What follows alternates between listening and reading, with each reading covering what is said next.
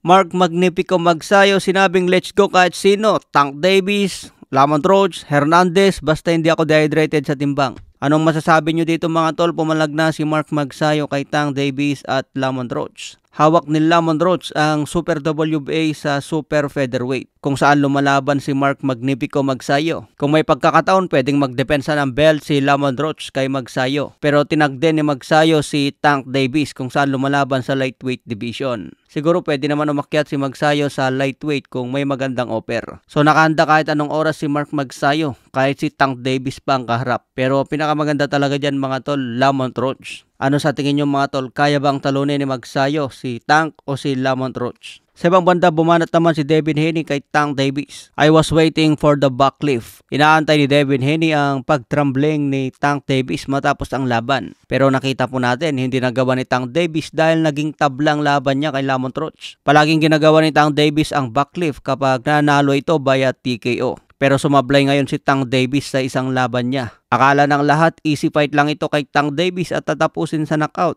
Pero nagkamali ng tansya si Tank Davis. Buti na lang natapos sa tabla at hindi na dungisan ang kartada. Sayang naman ang undefeated mga tol kung matalo lang kay Lamont Roach. Buti nasave pa ng referee. Sa ibang banda, Ryan Garcia may banta kay Rolly Romero. Kaya nakuha raw ni Romero ang laban kay Ryan Garcia dahil patawa itong boksingero. Sabi ni Ryan, funny is what got you here, so don't change. Banta ni Ryan Garcia, Rolly Romero, gusto kong malaman mo sa Twitter na ito. Gusto kong maglabas ng galit ngayon at napakamalas mo lang dahil ikaw ang mabugbog. Kaya sa unang face-off natin, sana maging trash talker ka. Pero wag ka lang sosobra dahil masasampal kita sa muka. Yan ang pangako ko sa iyo, Rolly Romero. Isa kang nakakatawang boksingero at yan ang nagdala sa iyo kaya ikaw ang kalaban ko ngayong May 2. Yan ang ibig sabihin ni Ryan Garcia sa kanyang tweet na napakahaba. Itutumba daw niya si Rolly Romero na parang MMA fighters na magre-retiro na sa ring. Sabi niya sa huling pahayag, I'm have you lay your gloves down in the ring like MMA fighters retiring. Ang gagawin pala ni Ryan Garcia, ilalabas niya lahat ng galit niya sa mukha ni Rolly Romero. Baka matulad din si Ryan Garcia kay Tank Davis. Akala ng lahat